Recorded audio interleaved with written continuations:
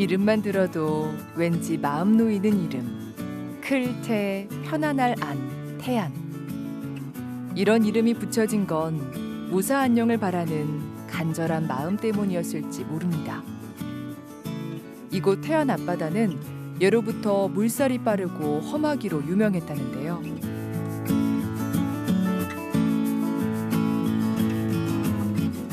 때문에 태안 앞바다에는 사연도 많습니다. 태안 바다에서 건져 올린 이야기들이 있는 곳, 국립태안해양유물전시관입니다.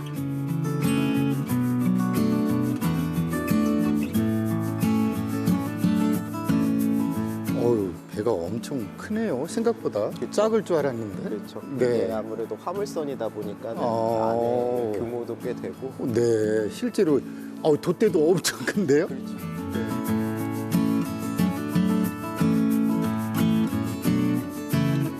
바닷속에 침몰됐던 배를 실물 그대로 재현해 놓았는데요.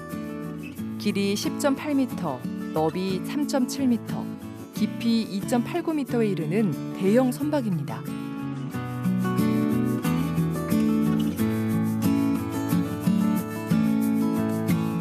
(1208년) 전라도에서 개성으로 가던 화물선이라고 합니다.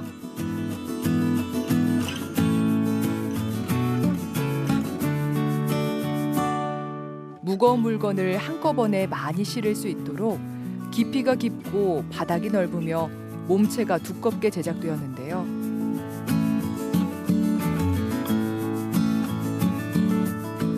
갑판 아래 모든 공간에는 도자기며 곡물, 지역 특산물이 빼곡하게 실려있지 않았을까 생각됩니다. 뒤로 배도 보이고 이 공간은 무엇을 전시하는 공간일까요? 저희 국립태안해양유물전시관은 문화재청 국립해양문화재연구소 소속의 태안에 위치한 해양유물 전문 전시관입니다. 국내 유일의 수중문화유산 발굴기관인 국립해양문화재연구소가 지금까지 발굴했던 여러 가지 수중문화유산과 해양문화유산을 이곳에서 전시하고 있습니다. 이곳 태안, 이곳에 해양유물 전시관이 들어선 이유는 뭘까요? 왜냐하면 배 하면 왠지 저 남도 쪽 넓은 바다만 생각이 드는데. 국립해양문화재연구소 소속의 전시관은 목포와 태안 두 군데에 위치를 하고 있는데요. 지금 말씀하신 것처럼 처음에 생긴 건 목포에 있는 전시관이 먼저 생겼습니다. 그런데 2008년이 되면 태안 앞바다에서 태안선이라고 하는 고선박이 발굴이 되면서 이후에 서해 중부해역, 경기도와 충청도에서 여러 가지 고선박들이 발굴이 되기 시작합니다. 그래서 태안 앞바다에서만 총 5척의 고선박이 지금까지 발굴이 되었고요. 그래서 다른 곳에서도 많은 수중 발굴이 이루어졌지만 집중적으로 수중 발굴이 이루어진 바로 이곳 태안에서 전시관이 생기게 된 겁니다. 그렇다고 그러면 궁금증이 하나 더 유발이 돼요. 왜 그 많은 우리 바닷길이 있잖아요. 그중에 이 태안에 그런 좀 이렇게 유실된 배들이나 어떤 유물을 건져낼 수 있는 그런 많은 것들이 나오는 이유가 뭘까요?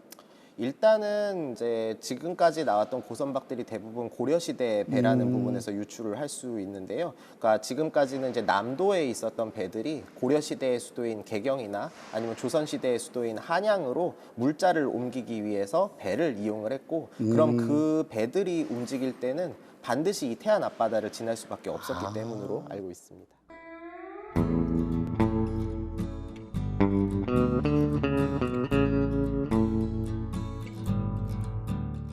예로부터 화물선, 사신선, 조운선 같은 다양한 선박들이 다니는 중요한 길목이었던 태안. 하지만 안개와 풍랑이 잦고 지형이 복잡한 데다 조류가 빠르고 암초가 많았습니다. 그 거친 바다를 오가던 배가 침몰하며 남긴 안타까운 역사의 기억. 지금은 반대로 수중 문화재 발굴의 터전이 되었는데요.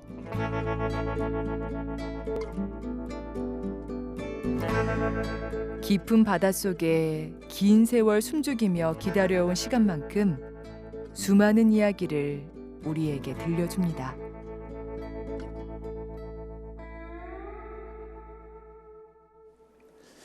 뒤로 많은 유물이 보이는데요. 이 발굴된 유물의 종류나 아니면 그 양이 얼마나 될까요? 우리나라 수중 발굴 유물은 총 한 약 10만 점 정도가 됩니다. 지금까지 발굴된. 네. 근데 그 중에서 한 3만 5천 점, 한 3분의 1 정도 되는 양이 저희 전시관에 수장되어 있습니다. 그래서 지금 전시관에서 보실 수 있는 유물들은 그 3만 5천 점 정도 되는 유물 중에서 이제 가장 상태가 좋은 유물들을 저희가 관람객들에게 전시하고 있습니다. 지금으로 말하면 이게 물류가 이동한 거잖아요. 그 밑에 지방에서 수도 쪽으로 그렇다고 그러면 좋은 물건들이 이동됐을 것 같은데요. 맞습니다. 특히 지금 보시는 유물들은 대부분 다 상품용으로 올라가던 유물들이기 때문에 상태가 굉장히 좋은 거를 보실 수가 있고요. 특히 처음으로 발굴되었던 태안선 같은 경우에는 이제 2008년에 발굴이 됐었는데 그 강진에서 출발해서 고려시대의 수도인 개경으로 가던 청자 운반선이어서 거기에서만 한 2만 점 정도 되는 유물들이 전부 청자로 고려시대의 와. 청자로 발굴이 됐습니다. 그렇다 그러면 저희들이 이 전시장에서 좀 유심히 좀 보거나 아니면 또 귀한 유물이 있다면 어떤 게 있을까요? 저희 전시관에서 지금 수장하고 있는 유물들은 대부분 토기류의 유물들인데요. 근데 함께 나온 유물들 중에서는 목간, 이제 나중에 테마전이나 이런 곳에서도 보실 수 있겠지만 그 목간이 굉장히 중요하다고 말씀을 드릴 수가 있습니다. 그 중요하다는 이유는 요즘 택배로 보면 운송장처럼 뭐 그런 역할을 했던 건가요? 이미 잘 알고 계신 것 같은데요. 네. 그 보통 목간에는 지금 방금 말씀하신 대로 이 유물이 누구한테로 가는지 그리고 이 유물에 뭐가 담겨져 있는지 어디에서 출발했는지 뭐 이런 내용들이 정보가 적혀져 있어서 그 유물의 역사적인 부분들을 알 수 있는 정보를 제공한다고 할 수 있습니다. 그렇게 어디로 무슨 내용까지 이렇게 되어 있는 것들이 온전히 발굴될 수 있었던 이유, 그것도 태안 앞바다에서 그런 이유가 뭘까요? 잘 짚어주셨는데요. 그런 것들은 전부 서해에 있는 갯벌 때문이라고 말씀을 드릴 수가 있을 것 같습니다.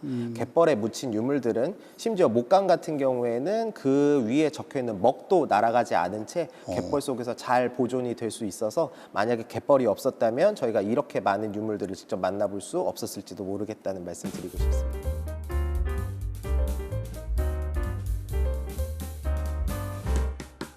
해양 유물의 요람이 된 서해 갯벌. 갯벌의 흙은 입자가 고와서 공기가 침투하지 못한다고 합니다.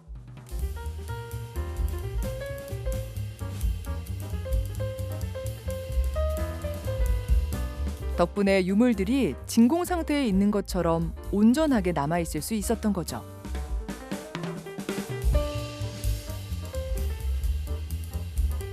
바닷속에 숨겨진 타임캡슐을 찾는 수중 발굴.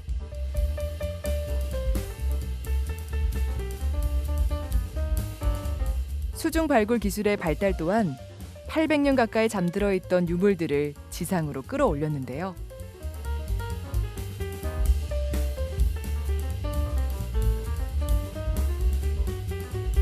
앞으로 또 바닷속 어떤 이야기를 들을 수 있게 될지 기대가 됩니다.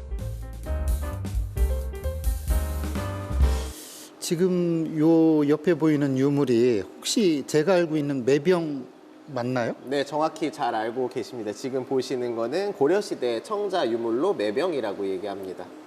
그런데 형태나 뭐 이런 거는 다른 전시장에서도 보고 그래서 그렇게 귀할 것 같진 않은데 이게 여기에서 이렇게 귀한 대접받는 이유가 뭘까요?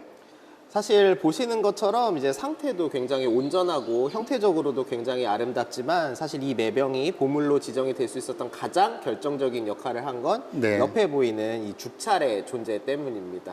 아니 죽찰이 뭐 조만한 대나무 나무 조각 같은데 왜 그렇게 귀한 대접을 받을까요? 사실은 이 매병만 놓고 봤을 때는 이제 형태적인 아름다움을 보게 된다면 옆에 보이시는 이 죽찰은 이 매병의 역사적인 성격을 같이 보여주는 그런 중요한 유물이라고 할 수가 있습니다. 지금 이 앞에는 중방도장교 오문부라고 해서 이 매병이 가야 되는 사람의 이름이 적혀져 있고요. 지금 뒤편에는 이 매병 안에 참기름이 가득 차서 이 참기름을 그 중방도장교 오문부라는 사람에게 보낸다라는 내용이 들어있어서 이 유물이 이 도장교 오문부라는 사람한테로 가고 이 안에는 참기름이 존재했었고 라는 등등의 이 매병의 정보를 역사적인 성격을 알려주는 그런 유물이라고 할 수가 있습니다.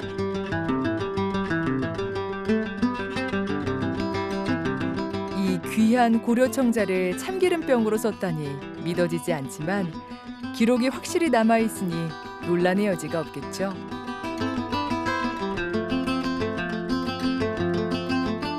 바다빛을 머금은 푸른 매병. 용도와 받을 사람의 정보 등이 자세히 적혀있는 대나무 조각 덕분에 이렇게 가치가 더해집니다. 바닷속 문화유산을 발굴, 보존하는 일. 바다를 통해 더 넓은 세상과 만나고자 했던 치열한 삶의 이야기. 우리에게 남겨진 소중하고 찬란한 유산을 만납니다.